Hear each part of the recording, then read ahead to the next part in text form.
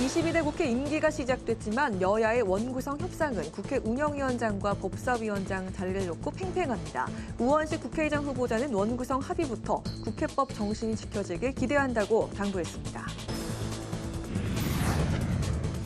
국민의힘이 1박 2일 일정 워크숍에 돌입해 22대 국회 전열 정비에 들어갔습니다. 거대 야당의 입법 폭주를 단일 대우로 막아내자고 결의했습니다. 더불어민주당이 국정을 정상화하고 민생을 살리겠다며 22대 국회 당론 1호 법안으로 해병대원 특검법과 민생회복지원금 지급을 위한 특별조치법을 제출했습니다.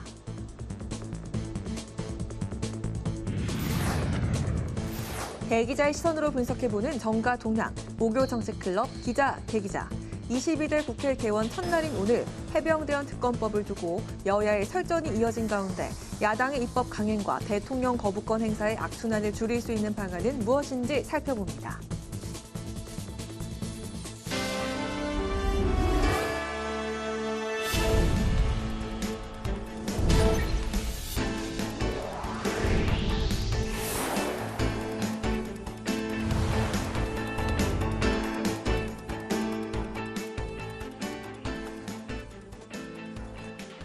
여러분 안녕하십니까? 5월 30일 목요일 국회 라이브 6 시작하겠습니다.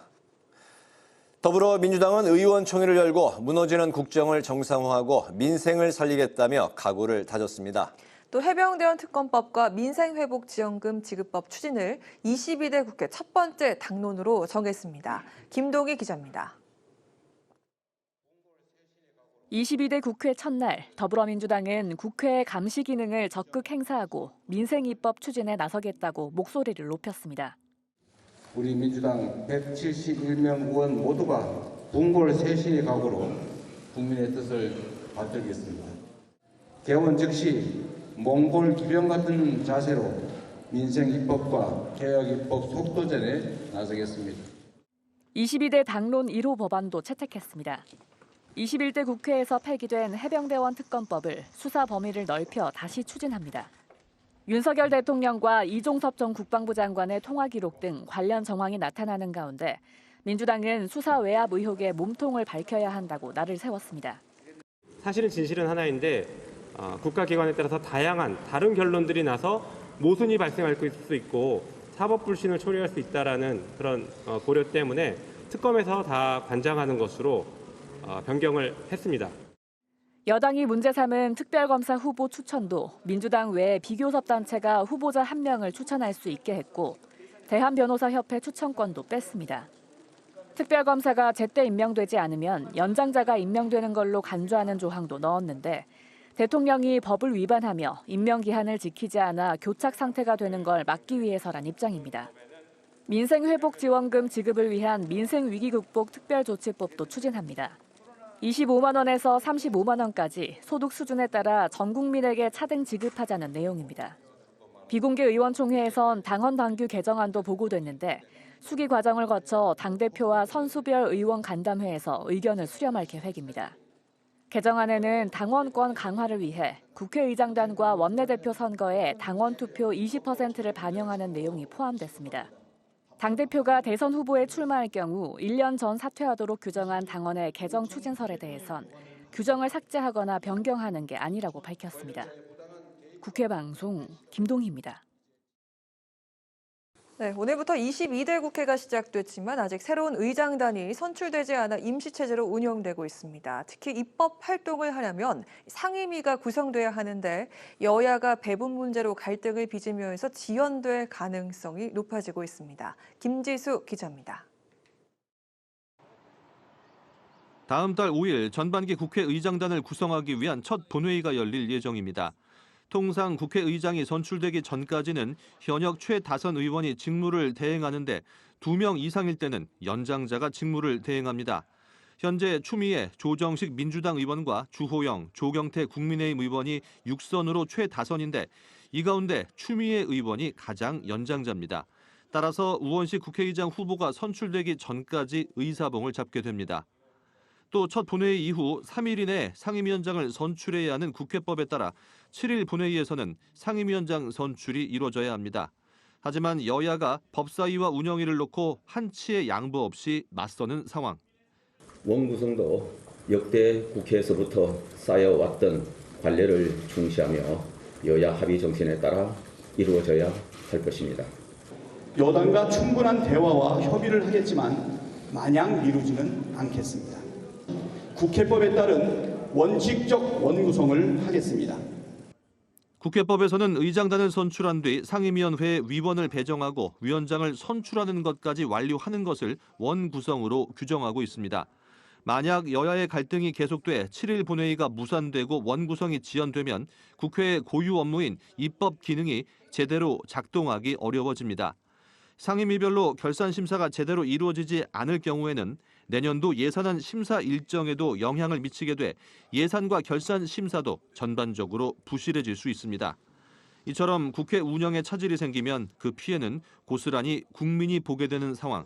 우원식 22대 국회 전반기 국회의장 후보자는 국회법에 따라 운영되는 국회가 돼야 한다며 원구성 합의부터 국회법 정신이 지켜지기를 기대한다고 당부했습니다. 국회방송 김지수입니다.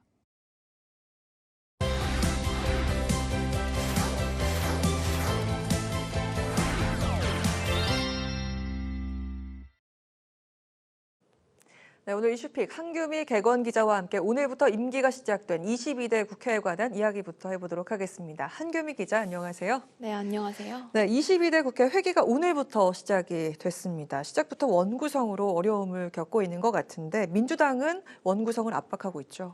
네, 맞습니다. 22대 국회가 시작하기 전부터 원구성과 관련해 여야의 갈등이 있었습니다. 운영위원회와 법제사법위원회 확보를 두고 이견을 좁히지 못하고 있는데요. 운영위는 대통령실을 상대로 국정감사를 진행하거나 예산안 등을 심사할 수 있고 또 법사위는 모든 법안 통과의 마지막 관문을 맡고 있는 만큼 큰 권한을 갖고 있습니다. 박성준 민주당 원내수석부 대표는 오늘 오전 정책조정회의에서 원구성을 합의하지 못한 데 대해서는 국민의힘 책임이 크다고 강조했는데요. 박 원내수석부 대표 발언 들어보시겠습니다. 22대 원구성을 위해 3주 가까이 여당과 협상을 시도했지만 아직까지도 여당은 자신들의 안조차 가져오지 못하고 있습니다. 6월 7일까지 이제 일주일 남았습니다. 원구성 협상이 늦어진다면 그 책임은 오롯이 국민의힘이 지게 될 것입니다.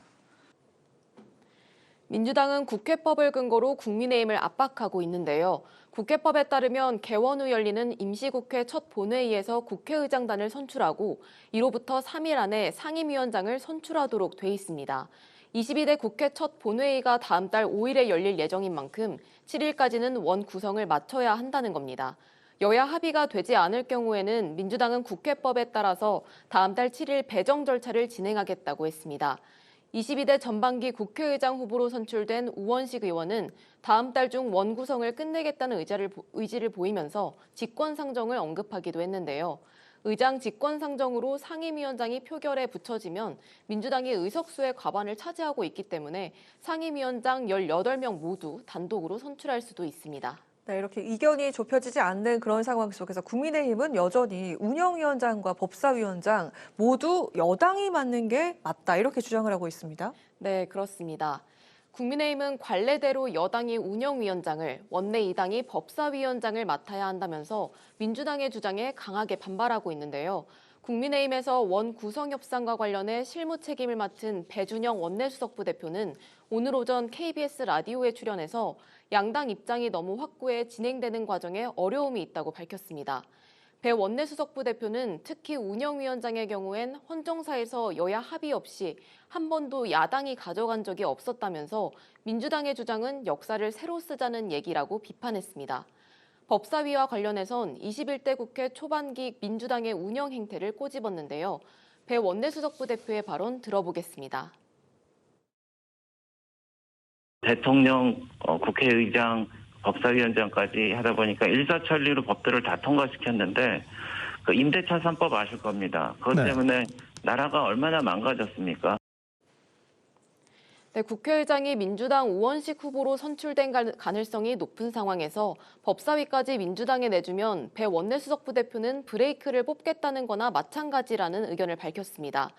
양당 모두 이 문제를 워크숍이나 의원총회에서 논의할 것으로 보이지만 당장 접점을 찾긴 어려워 보입니다. 네, 민주당은 22대 국회 당론 1호 법안으로 해병대원 특검법을 올렸습니다. 결국 21대 국회에서 부결됐던 그런 법안인데 다시 발의가 된 거죠? 네, 맞습니다. 더불어민주당은 22대 국회가 열리고 바로 해병대원 특검법을 당론 1호 법안으로 지정하면서 재발의했는데요. 새로운 특검법은 먼저 기존보다 수사 범위가 확대됐습니다. 수사 대상에 수사에 대한 방해 행위와 인권위를 추가하고 또 공수처 수사에 대한 외압 의혹 관련 불법 행위도 포함했습니다. 또 여당이 문제 삼아온 특검 후보 추천 권한과 관련해선 대한변호사협회의 1차 추천권을 없앴는데요. 기존엔 대한변호사협회가 4명을 추천하면 민주당이 단독으로 2명을 골라서 대통령에게 추천하는 방식이었는데 이런 방식은 법의 중립성을 담보하지 못한다고 여당이 이의를 제기해왔습니다. 대신 비교섭단체에 추천권을 부여하면서 민주당과 비교섭단체가 각각 1명의 특검 후보자를 선정하도록 했습니다. 대통령이 특검 임명을 하지 않을 경우 후보자 중 연장자가 임명된 것으로 본다는 조항도 새로 넣었는데 대통령이 임명을 거부할 가능성도 고려한 걸로 볼 수 있습니다. 이재명 대표의 총선 공약이었던 25만 원 민생회복지원금을 지급하기 위한 특별법도 오늘 당론으로 채택해 발의했는데요. 지역사랑 상품권으로 법 시행일로부터 3개월 이내 지급하되 지급일로부터 4개월 이내 사용하지 않으면 효력을 상실하게 하는 내용이 담겼습니다. 보편적으로 동일한 지원이 어렵다면 차등 지원도 수용하겠다며 민생지원금에 대한 협상안을 다시 제시하기도 했습니다. 네, 일정 소득 이상에 대해서는 정부의 지원 비율을 조정해 본인 부담을 하게 한다는 겁니다. 네. 하지만 여당에선 차등 지원을 하더라도 포퓰리즘 정책인 건 마찬가지라는 입장을 보이고 있는 만큼 법안이 통과될 수 있을진 지켜봐야 될 것 같습니다. 네, 그렇군요. 22대 국회에 들어서면서부터 야당 의석이 더 늘었는데 여소야대 전국이 더 뚜렷해진 만큼 국민의힘은 그만큼 더 이탈표 단속이 중요해질 것 같습니다. 그렇다면 여당 상황 어떻습니까? 네, 국민의힘은 오늘부터 1박 2일로 당선인 워크숍을 열고 단일 대우를 다지는 모습을 보이고 있는데요. 추경호 원내대표는 오늘 워크숍에서 제일 중요한 화두는 단합이라며 똘똘 뭉쳐야 우리가 하고자 하는 일, 의정활동과 국정운영을 할 수 있다고 강조했습니다. 민주당이 22대 국회 시작부터 해병대원 특검법을 재발의하는 등 입법 강공 드라이브에 돌입하는 만큼 국민의힘에서는 이탈표 단속이 더 중요해졌습니다. 21대 국회에서 야당 의석이 늘어나면서 여당에서 8명만 이탈하더라도 법안이 통과될 수 있어 당내 부담이 커졌다고 볼 수 있습니다.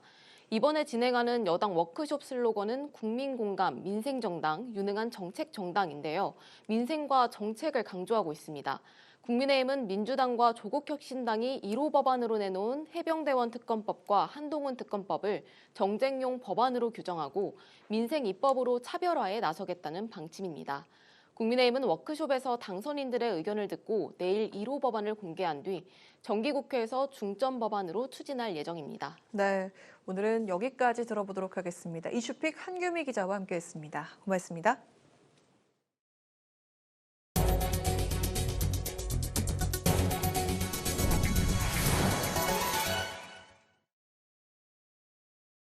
(22대) 국회가 개원한 오늘 하루 국회의원과에 40건이 넘는 법안들이 접수됐습니다. 22대 국회에 제일 먼저 접수된 1호 법안으로는 더불어민주당 서미화 의원이 대표 발의한 교통약자의 이동권을 보장하는 내용의 교통약자법 개정안이 기록됐습니다. 2호 법안은 국민의힘 박충권 의원이 대표 발의한 이공계 지원 특별법 개정안이, 3호 법안은 조국혁신당이 당론을 모은 일명 한동훈 특검법이 차지했습니다. 국민의힘이 원내 부대표단에 청년과 여성 등 초선 의원을 전면에 배치했습니다. 국민의힘은 22대 국회의원 워크숍에서 김재섭, 박수민, 조지현, 진종호 의원 등 13명을 원내 부대표에 임명하는 안건을 상정해 의결했습니다. 추경호 원내대표는 관례대로 전원 초선으로만 원내 부대표단을 구성했다며 젊은 아이디어와 열정으로 산적한 원내 현안을 돌파하길 바란다고 당부했습니다. 더불어민주당이 현재 2인 체제로 운영 중인 방송통신위원회가 방송문화진흥회 이사진 공모 절차를 진행하면 김홍일 방통위원장의 탄핵 사유를 더하는 길이라고 주장했습니다. 민주당 언론자유대책특위는 22대 국회에서 방송 3법 제2법이 통과되면 새로운 절차로 이사진을 구성해야 하기 때문에 이사진을 앞당겨 구성할 필요가 없다며 이같이 강조했습니다. 이와 함께 김 위원장이 YTN을 민영화하는 지분 매각을 승인하는 등 직무유기를 범했다면서 위법 행위를 더하면 탄핵을 실행에 옮길 수 있다고 경고했습니다. 조국 혁신당 국회의원 전원이 공동 기자회견을 열고 오로지 국민을 위해 독하게 싸우겠다며 앞으로의 의정 활동 계획을 밝혔습니다. 조국 대표는 특권층과 기득권층이 아닌 국민과 사회적 약자를 위해 가장 앞장서 싸우겠다고 강조했습니다. 22대 국회에서 12석을 확보한 조국 혁신당은 검찰을 기소와 공소 유지를 전담하는 공소청으로 바꾸는 등 검찰 개혁을 추진할 계획입니다.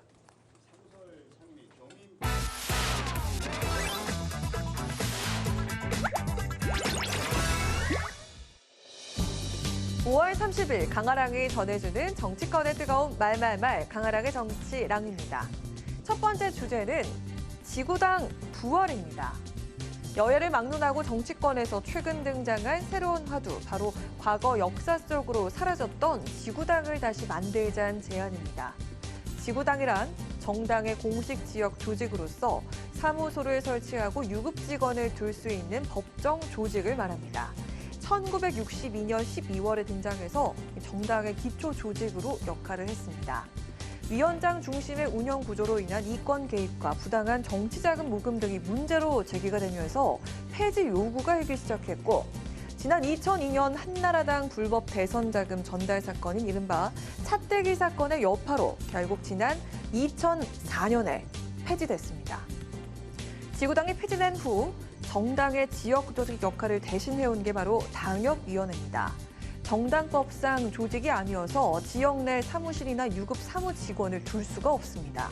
상황이 이렇다 보니 사실상 편법적으로 운영되고 있는 경우가 많고 원외 당협위원장과 현역 의원 간의 불공정성을 심화시킨다는 문제점 등이 제기돼 왔습니다. 국민의힘에서 지구당 부활의 선봉장에 나선 이는 바로 한동훈 전 비대위원장입니다. 최근 총선 당선 낙선인들을 만나서 회계 투명성 보장을 전제로 한 지구당 부활 필요성을 언급한 것으로 전해지고 있는데요. 오늘은 SNS에 직접 글을 올려서 공정한 경쟁을 할 수 있는 지구당 부활이 진정한 정치 개혁이라고 재차 주장을 했습니다. 당 내에서도 찬성의 목소리가 이어지고 있습니다. 저보다는 활동을 많이 하시는 것 같긴 해. 당연히 해야 된다고 당연히 해야 된대요. 그 원외위원장으로 활동을 해보니까요. 정치자금 모금 문제입니다. 사실은 또 그걸 풀어준다고 해서 과연 또 정치자금이 잘 모일 것이냐. 그래서 참 어려운 문제예요. 원외당협위원장이 활동할 수 있는 그 여지가 너무 적습니다. 그렇기 때문에 어느 정도 그거는 좀 풀어주고 이제는 그 자금 관리도 많이 투명하게 관리할 수 있습니다. 그렇기 때문에 당협 활동을 어느 정도 좀 할 수 있는 여지를 주는 것, 이거는 필요합니다.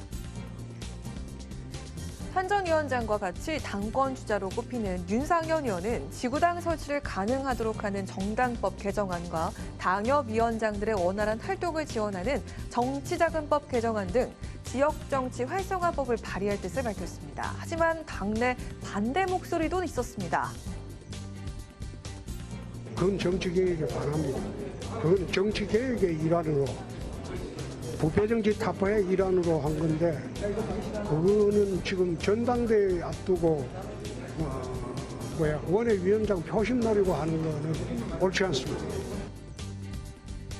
반면 정쟁 중인 여야가 유독 지구당 부활엔 한 목소리를 내고 있습니다. 이재명 민주당 대표 역시 지구당 부활은 중요한 과제라면서 찬성의 뜻을 밝혔고 21대 국회 정치개혁특별위원회 간사를 맡았던 민주당 김영배 의원도 지구당 부활을 골자로 한 참여정치 활성화 법안을 발의했습니다. 다만 지구당의 병폐를 줄이기 위해 연간 모금 한도액을 5천만 원으로 사무직원 고용 인원을 2명에서 1명으로 제한한다는 내용입니다. 무엇보다 돈이 필요한 제도인 만큼 과거 지구당 제도에서 발생했던 금권선거 등의 폐해가 다시금 발생할 수 있다는 우려가 나오고 있습니다. 하지만 여야가 모처럼 한 목소리로 공감대를 형성하고 있는 지구당 부활. 법안 발의와 함께 구체적인 논의가 본격화될 것으로 보입니다. 자, 이어서 두 번째 주제는 원구성 압박입니다. 22대 국회 개원일인 오늘 원내 일당인 민주당이 원구성과 관련해 국민의힘을 강하게 압박했습니다. 기한은 6월 7일로 못 박았고 법제사법위원회, 운영위원회, 과학기술정보방송통신위원회, 문화체육관광위원회 위원장 자리를 사수하겠다는 방침을 밝힌 건데요. 상임위원장 선출 시한인 6월 7일까지 이제 일주일 남았습니다. 원구성 협상이 늦어진다면 그 책임은 오롯이 국민의힘이 지게 될 것입니다. 네, 국회법에 따르면 국회의장단은 국회의원 임기 개시 후 7일째 열리는 첫 임시회에서 선출을 하고 첫 임시회가 열린 날로부터 3일 이내에 상임위원장 선거를 하도록 돼 있습니다. 그러니까 국회법에 따라 의장단 선출은 내달 5일, 상임위원장 선거는 내달 7일이 시한인 거죠. 민주당 초선의원 59인도 오늘 호소문을 통해서 종전처럼 여야 협상에 한두 달을 허비할 수 없다면서 6월 7일과 국회법을 강조했습니다. 운영위 법사위는 당연히 민주당이 맡아야 되고요. 그러니까 예를 들면 의장을 다수당이 하면 운영위를 여당이 한다든지, 그러니까 이런 기준을 미리 만들자고 했는데 그 전에는 하나도 안 만들다가 이제 와서 그런 게 아니냐라고 하는데 그런 기준은 없습니다. 운영 법사 과방이 이미 21대 국회 때 저희가 운영상을 맡고 있는 자리입니다. 저희 것을 말하자면 뺏어간다는 얘기인데요. 운영위원장 같은 경우에는 헌정사일에 여야 합의 없이 한 번도 야당이 간 적이 없습니다. 민주당이 그렇게 하겠다고 그러면은 물리적으로 막을 방법이 없습니다. 민주당은 오늘 의총에서 마냥 미루진 않겠다면서 논의가 지지부진할 땐 국회법에 따른 원칙적 구성을 다시 한번 못 박았습니다. 역대 어느 국회보다 가장 힘든 개원이 되지 않을까. 여당이 전혀 그 협상에 응해오지 않고 있는 그런 상황이어서 이게 협상이 도대체 어느 속도로 어느 방향으로 진행이 될지를 감을 잡을 수가 없는 그런 상황인 것으로 제가 전해 듣고는 있습니다. 법사위가 그래도 가장 중요하지 않겠나, 민주당 입장에서는. 21대 후반기 법사위원장을 여당에 양보했던 민주당은 패스트트랙 심사기간 자체를 단축하는 방안도 거론하고 있습니다. 법사위원장 후보로는 정청래, 박주민 의원 등 강경파가 하마평에 오르고 있습니다. 민주당의 원구성 압박과 막을 방법이 없다는 무력한 여당의 자조 섞인 푸념까지 원만한 원구성 협의는 22대 국회에서도 요원해 보입니다. 지금까지 강아랑의 정치당이었습니다.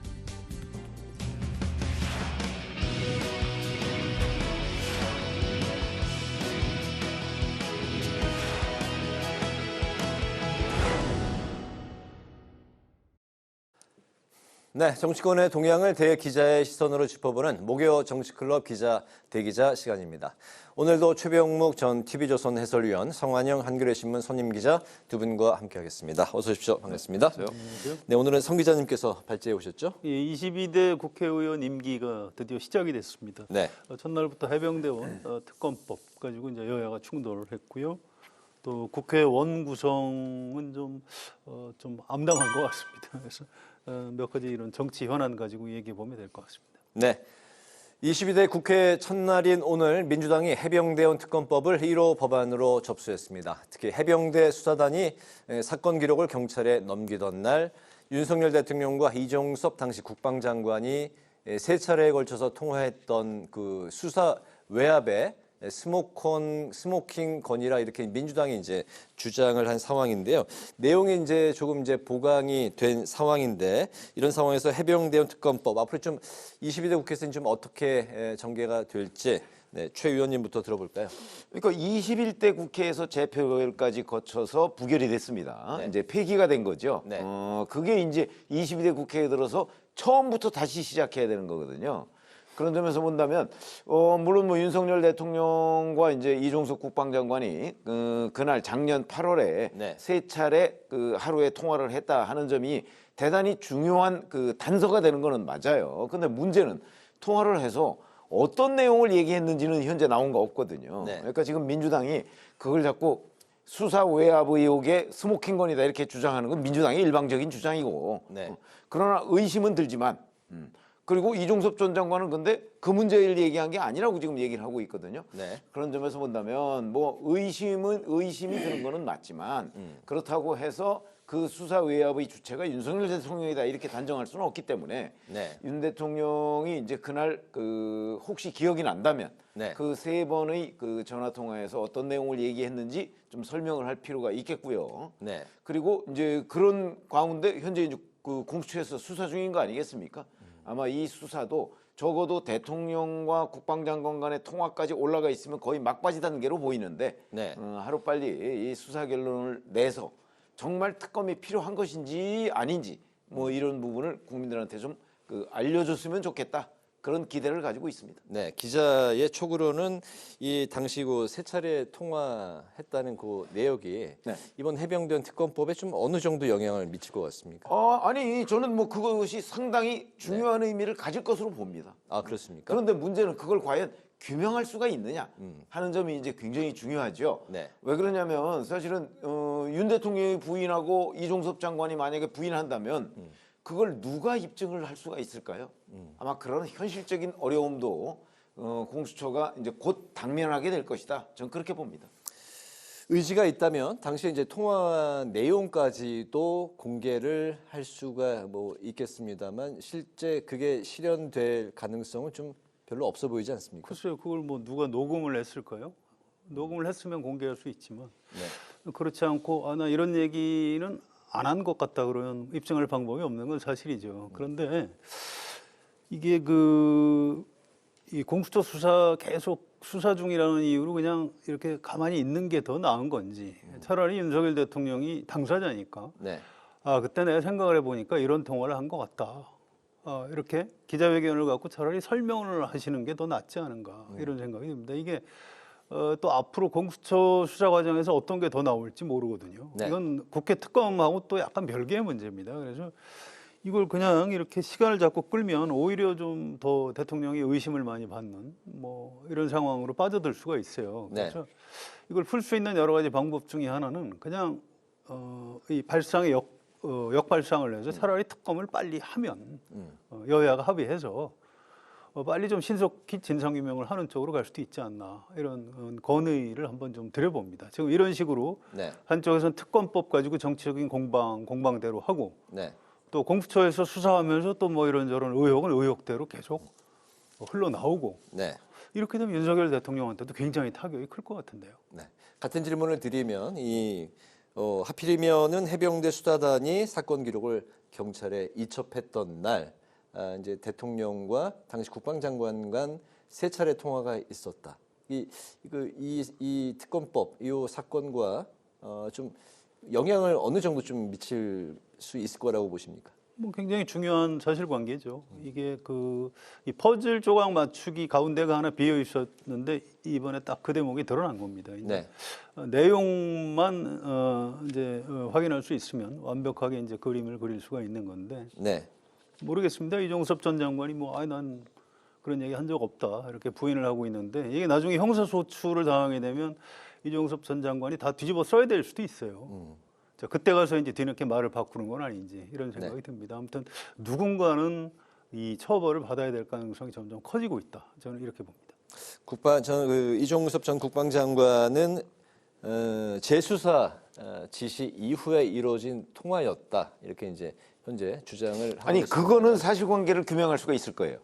재수사 지시를 한 시각 이런 게 있을 거거든요. 네. 그거하고 이 통화 내용하고 통화는 난 12시쯤에 대개 이루어졌거든요. 12시부터 한 1시 그 사이에 이루어졌거든요. 네. 그러니까 만약에 재수사를 본인이 지시했던 것이 뭐 어디인가 증거로 남아 있다면 네. 그 부분은 분명하게 확인이 되겠죠. 근데 만약에 이종섭 당시 국방장관 말대로 정말 재수사를 본인이 지시한 이후에 윤 대통령과 통화했다면 네. 일단 의혹의 일부분은 좀 해소가 된다고 보여지는데 네. 현재 그런 것들이 지금 아직 명확하게 정리는 안 돼 있는 상황입니다. 역시 이제 공수처가 어떻게 수사를 공수처가 이제 하는지. 그 부분을 이제 어떻게 규명할 것이냐에 따라서 사실은 이제 일반 국민들 입장에서 보면 공수처 수사가 끝나고 나서 특검의 필요성이 훨씬 커졌다. 네. 내지는 이 정도면 뭐 특검 굳이 할 필요가 없는 것 아니야? 네. 뭐 이렇게 될 수도 있다는 거죠. 알겠습니다. 그래서 공수처 수사가 중요합니다. 네. 어차피 특검 아마 가야 될 겁니다.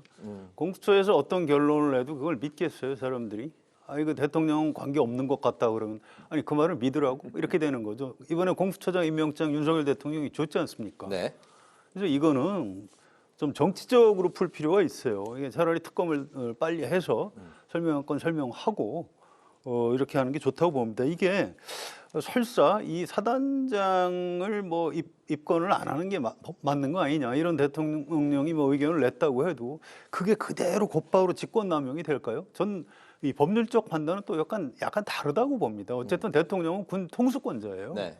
그래서 이게 뭐 법률상 유죄냐 무죄냐 이렇게만 따질 문제가 아니고 일반 국민이 궁금한 거는 도대체 누가 누구에 의해서 이게 바뀌었느냐 이제 이 사실관계 부분이거든요. 그래서 네. 이걸 가지고 뭐 대통령 탄핵 뭐 이렇게 뭐 몰고 간다 이렇게까지 지금 상상을 할 필요는 없고요. 일단은 이 진실 규명 이쪽을 좀 더 서두르는 게 좋겠다 이런 생각입니다. 네. 이런 가운데 민주당이 김건희 여사 주가 조작 의혹과 대장동 50억 클럽 의혹에 대한 특검법도 다시 추진할 방침인데요. 결국 22대 국회에서도 거대 야당의 입법을 강행하고 대통령의 거부권을 행사하는 이런 이제 그 반복이 계속될 수 있는 그런 상황입니다. 입법 강행 대 거부권의 반복, 도돌이표. 이 부분에 대한 좀 해법이 뭐 특별히 뭐 참 쉽진 않은 상황입니다만 이런 이게 예상되는 상황 좀 어떻게 바라보고 계십니까? 뻔히 예상된 거죠. 그렇다면 윤석열 대통령이 총선 참패 이후에 이대로는 국정을 못 끌고 가겠구나 해서 뭔가 좀 해야 됩니다. 근데 지금 한 게 뭐죠? 이재명 대표 불러서 들을 테니까 뭐 얘기 한번 해보세요. 그다음에 취임 2주년 기자회견을 했고요. 그리고 또 뭘 했죠? 뭐 이렇게 계란말이 김치찌개 뭐 이런 기자들하고 간담회 하시고 이런 걸로 풀어갈 수 있을까요? 저는 불가능하다고 봅니다. 이건 어차피 국회 앞으로 앞으로 4년 동안 국회 다수당은 민주당이에요.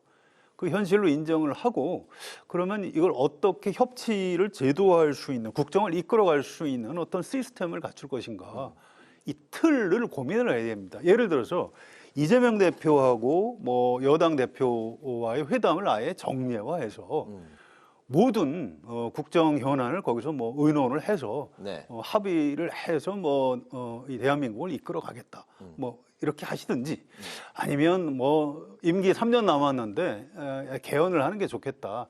개헌은 개헌대로 하고 대신 내가 꼭 해야 되는 어떤 국정 과제가 있으니 이건 이재명 대표하고 민주당이 좀 이렇게 협조를 해달라. 네. 이런 식으로 정치적 합의를 하면 야당도 국회에서 지금 정부에 대해서 무조건 반대만 할 수 없는 거거든요. 뭐 이런 식의 좀 그 큰 틀의 시스템의 변화, 국정을 끌고 갈 수 있는 어떤 제도적 차원 또는 협치의 어떤 구조와 이런 큰 변화 같은 게 좀 필요하다고 생각을 합니다. 어쨌든 그 경색된 전국을 풀어나가고자 하는 대통령의 결단과 의지가 중요하다. 근데 지금 이대로 이런 식으로 뭐 홍보를 좀 잘하고 소프트하게 하고 태도를 좀 바꾸고 이렇게 해서는 도저히 좀 끌어갈 수가 없다고 생각합니다. 네, 이 상황 좀 어떻게 보십니까? 이게 그러니까 닭이 먼저냐 계란이 먼저냐 이런 논쟁이라고 저는 봅니다. 무슨 얘기냐면 자 지금 그 말씀하신 대로 그렇게 해서 협치를 해나가겠다라고 얘기를 한들 이재명 민주당 대표가 과연 거기에 응할까요? 아마 형식적으로 응할 겁니다. 그러면서 민주당이 하고자 하는 거를 모두 관철시키려고 할 텐데 자 그런 부분에 관해서 그러면 윤석열 대통령은 모두 이재명 대표가 하자는 대로 합시다. 이렇게 될 수는 없는 거거든요. 그렇기 때문에 제가 보건대는 이게 정확하게 자 민주당이 요구하는 부분과 국민의힘이 뭐 이렇게 그 얘기하는 부분을 요 정도로 이렇게 합쳐서 이 정도 선에서 우리가 타협합시다. 이거는 굉장히 고도의 그 정치적 그 협상술이 필요하거든요. 역대 한국 헌정사를 봐도 그런 정도로 협상이 이루어진 적이 별로 없습니다. 그런 점에서 본다면 저는 민주당이 워낙 압도적으로 그 이번 총선에서 이겼기 때문에 아마 결국은 21대 국회하고 비슷하게 결국 민주당은 입법부의 어떤 다수 의석을 가지고 아마 자기네들이 하고자 하는 부분을 상당 부분 밀어붙이려고 할 것이고 그거를 막을 방법은 현실적으로 없죠. 뭐 여당이 그렇기 때문에 결국 대통령의 거부권을 행사해서 그걸 견제할 수밖에 없을 것이다. 그런 점에서 본다면 이렇게 우리가 이렇게 여야가 협치합시다 하는 일반론적인 그 전망 이거는 전 22대 국회에서 별로 맞지 않을 거라고 봅니다. 그러면 어쩔 수 없이 계속해서 반복될 수밖에 없다. 그럴 수밖에 없다고 저는 봅니다. 네. 예. 딱히 해결책이 없다고 해결책이 보시는 건가요? 저는 아마 해결책을 뭐 각계에서 요구를 하겠죠. 그러나 이런 현상은 여당도 반복될 야당도 것이다. 여당도 야당도 그 부분에 관해서 자기들의 잘못은 인정 안 할 것이기 때문에 저는 반복될 거라고 봅니다. 그 굉장히 이제 무책임한 대통령이 되는 수밖에 없어요. 대한민국 그 국가 원수 이제 행정부 수반으로서 이 국가를 끌어가야 될 거 아닙니까? 그럼 총선에서 참패했어요. 그럼 권력의 행정부 권력은 대통령이 가지고 있고 국가 원수예요. 자, 입법부 권력은 야당이 절대 다수 의석을 가지고 있는 겁니다. 이걸 뭐 대통령으로서 뭐 하고 싶었던 거 10가지가 있으면 그걸 절반으로 줄여야죠. 또 뭐 할 수 없죠. 야당에서 요구하는 것 뭐 만약에 이재명 대표가 대통령이 됐다면 하고 싶었던 거 한 10가지 있겠죠. 뭐 그중에 그럼 뭐 한 5가지 한다든가 뭐 이런 식으로 타협을 하는 수밖에 없는 거예요. 이 결단을 이재명 대표가 먼저 해야 되는? 그렇지 않은 겁니다. 지난 대선 승자인 윤석열 대통령이 제안을 해야 되는 거예요. 뭔가 그거 없이 그냥 뭐 내가 좀 잘해볼 테니까 야당이 협조해달라? 이거 옳지 않은 태도고요. 또 야당이 이거 협조할 리가 없으니까 내가 그런 제안할 필요가 없다. 이렇게 생각하는 것도 그건 그 어떤 대통령으로서 굉장히 무책임한 태도가 될 수 있는 겁니다. 태도의 전환이 좀 필요한 거예요. 그러니까 제가 아까 말씀드렸듯이 무책임한 대통령이라고 얘기할 수도 있지만 무책임한 야당이라고도 얘기할 수 있는 거예요. 왜 그러냐면 그럼 이재명 대표는 절반을 양보할 수 있나요? 그렇기 때문에 이거는 여하튼 서로 만나봐야 되죠. 만나봐야 되는데 지금까지의 행태를 보면 저는 반복될 가능성이 더 높다고 제가 전망을 하는 겁니다. 알겠습니다. 그러니까 만나야죠. 계속해서. 이거 만나야 되는 하다못해 건 회담 맞죠. 정례화라도 해야 될 거 아닙니까? 지금 안 하고 있잖아요. 해야 되는 겁니다. 뭐 이게 언제까지 이런 식으로 앞으로 3년 동안 계속 이럴 거예요? 알겠습니다. 또 이제 비슷한 이야기가 이제 이어지는 이슈인데요. 22대 이제 국회 원구성 논의도 진척을 보이지 못하고 있습니다. 특히 이제 특검법의 심사를 담당하는 법제사법위원장, 대통령실을 담당하는 운영위원장 자리에 여야 모두 서로 차지하겠다고 이제 사활을 걸고 있는 상황인데요. 법정 시한인 다음 달 7일까지 협상을 마칠 수 있을지 굉장히 좀 회의적인 그런 상황이긴 합니다. 만약 합의하지 못하고 표결로 넘어가게 된다면 좀 어떤 상황이 될지 미리 좀 예상을 해볼까요? 네, 최 의원님. 뭐 6월 7일이라는 법정 시한이 지켜진 적이 거의 없거든요. 그렇기 때문에 당연히 넘어갈 걸로 보고요. 아마 그건 여야 모두 공감하고 있을 겁니다. 그렇게 다 예상하고 있을 거고요. 그리고 지금 말씀하셨을 때 만약 그 이후에 이제 지금 우원식 국회의장 후보는 뭐 그 이후에는 국회법대로 하겠다 이거잖아요. 표결이요? 그렇게 되면 표결이 되는 거고 그렇게 되면 뭐 여야 간에 뭐 이런 협상이나 뭐 이런 거보다는 그냥 힘으로 밀어붙이는 게 되거든요. 그러면 이제 21대 초반에 그 민주당이 그 다수의석을 앞세워서 모든 상임위원회를 독점하던 때가 있었어요. 아마 그때 상황으로 또 반복되지 않을까. 그런데 이제 그런 것들을 조정하는 노력이 필요한데 지금은 아직 뭐 협상 초기이기 때문에 이제 서로 뭐 이걸 꼭 가져야 된다 이렇게 얘기는 하는데 과연 어느 정도까지 양보를 할 수가 있을까? 이거야말로 지금 입법부에서 다수당 이를테면 입법부의 그 뭐 다수당은 민주당이기 때문에 이제 이게 뭐 행정부와의 관계에서와 마찬가지로 또 민주당의 어느 정도의 정치력 뭐 이런 부분이 요구되는 상황이죠. 지난주에 그 운영위원장 자리는 민주당이 전략적인 카드로 이제 사용하고 있다고 말씀하셨는데 국민의힘이 결국에는 운영위원장 자리를 좀 갖게 될 거라고 이제 보시는 거죠? 그렇죠. 왜 그러냐면 운영위원장은 집권당이 했습니다. 늘. 이제 뭐 만약에 이제 집권당이 우리가 내놓겠다고 한 거 빼놓고서는 역대 운영위원장들을 보면 집권당이 안 한 적이 없습니다. 이번에도 그렇게 결국엔 될 것이다 보시는 거죠? 그러니까 그거를 야당이 차지하겠다고 하는 것 자체가 무리한 요구라는 거죠. 네네.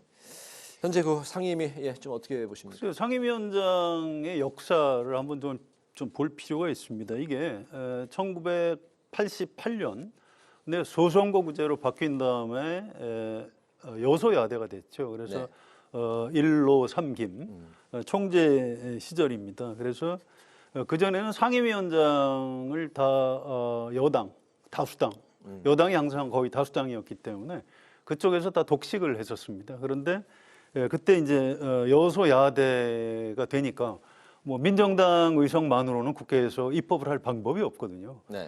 그래서 이제 야당 그 당시 김대중, 김영삼, 김종필 그 삼김씨하고 그러면 자 이걸 어떻게 할 것이냐. 그럼 상임위원장을 좀 야당도 좀 하도록 하자 해서 상임위원장을 여야가 의석 수에 따라 배분하는 전통이 시작이 된 겁니다. 네. 그래서 이런 그 어떤 뭐라고 그럴까요? 어떤 그 당시 그 결단은 사실은 노태우 대통령에 의해서 시작이 됐다고 봐야 돼요. 그래서 지금도 지금 뭐 절대적인 여소야대 상황을 이걸 풀어갈 수 있는 어떤 단초는 저는 윤석열 대통령한테도 좀 가능성을 찾아봐야 된다고 생각합니다. 지금 하필 또 국민의힘이 총선 참패 이후에 지금 지도부 공백 상태예요. 황우여 비대위원장이기 때문에 이게 이제 여야 대표회담 같은 게 약간 불가능한 이런 구조인데 사실 대통령하고 뭐 황우여 비대위원장 또 이재명 대표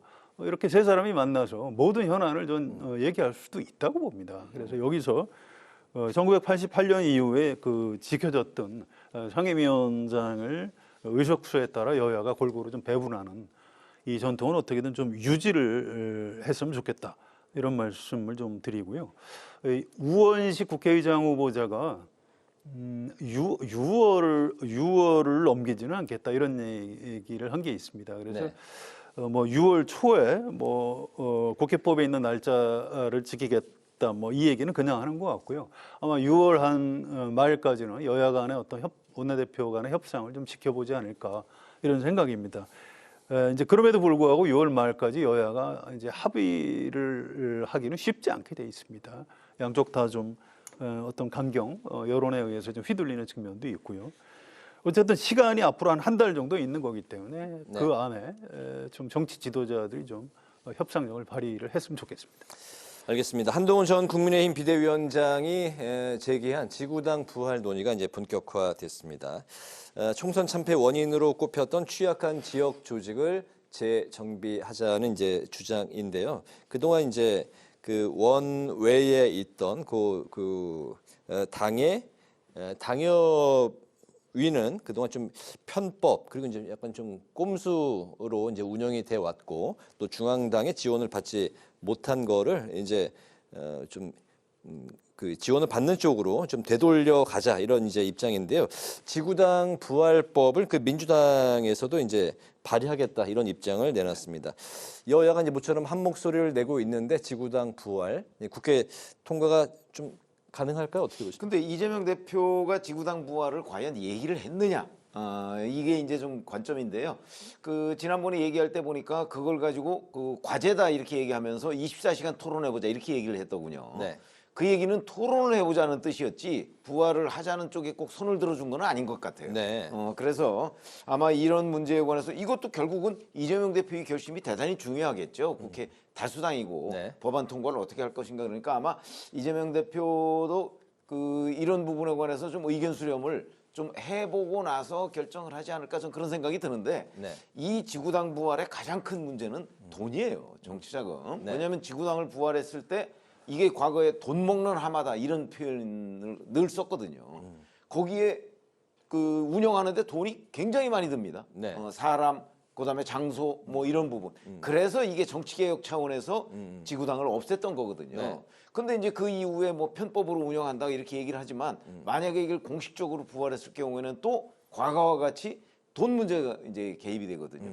이걸 해결하지 않으면 이거는 다시 그 아마 정치개혁의 퇴행으로 기록될 가능성이 대단히 높습니다. 네.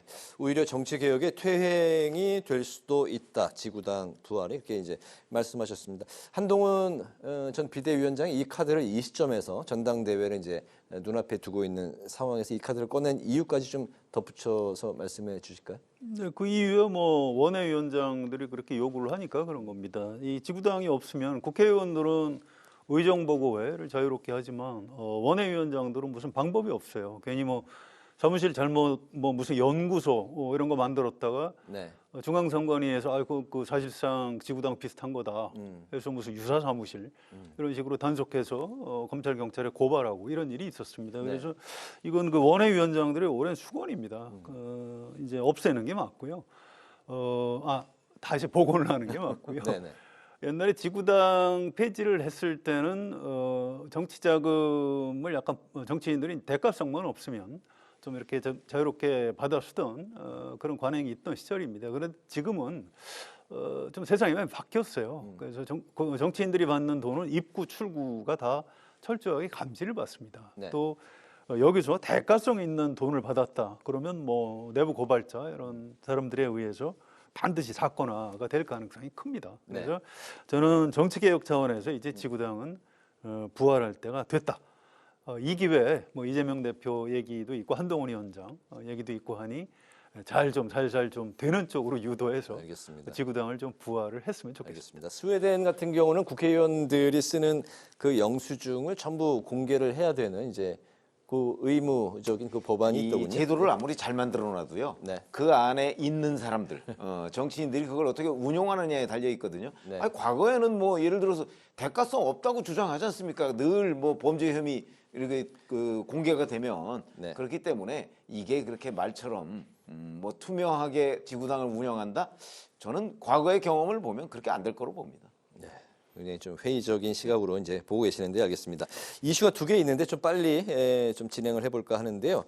민주당이 국회의장단 후보와 원내대표 선거에 권리당원 투표를 20% 반영하기로 했습니다. 그렇기 때문에 당연히 이제 뭐 당원 강성에 좀 휘둘리는 게 아니냐 이런 이야기들이 비판이 나오고 있는데 이재명 대표는 전당원 여론을 표결에 반영하는 게 이게 어떻게 강성이 휘둘리는 거냐 이렇게 또 반박을 하고 있는 상황입니다. 민주당 결정 좀 어떻게 평가하십니까? 좀 이상하죠. 이게 우리나라 헌법이 기본적으로 국회라는 대의기구를 통한 대의민주주의를 하도록 돼 있습니다. 직접 민주주의는 뭐 국민투표라든가 예외적인 경우에 하게 돼 있죠. 그런데 국회의장단 후보를 뽑는데 당원들이 왜 투표를 하죠? 전 잘 그 이해가 안 가요. 그래서 이거는 뭐 민주당의 당원들이 워낙 좀 화가 나 있기 때문에 민주당이 이렇게 갈 것 같긴 한데 전 이거 옳지 않은 결정이고요. 나중에라도 번복해서 다시 되돌려야 된다고 생각합니다. 옳지 않은 결정이다. 서울시장을 뽑는데 경기도민이 투표하는 것과 뭐 비슷한 그런 상황입니까? 그건 뭐 단순 비교는 좀 어렵고요.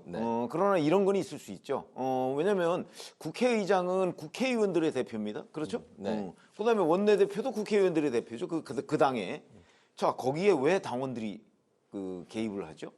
저는 뭐 일종의 당원권 남용을 제도화했다. 뭐 그렇게 지금 평가하고 싶습니다. 알겠습니다. 두 분 다 이제 비판적인 말씀을 공통으로 해주셨고 오늘 마지막 이슈입니다.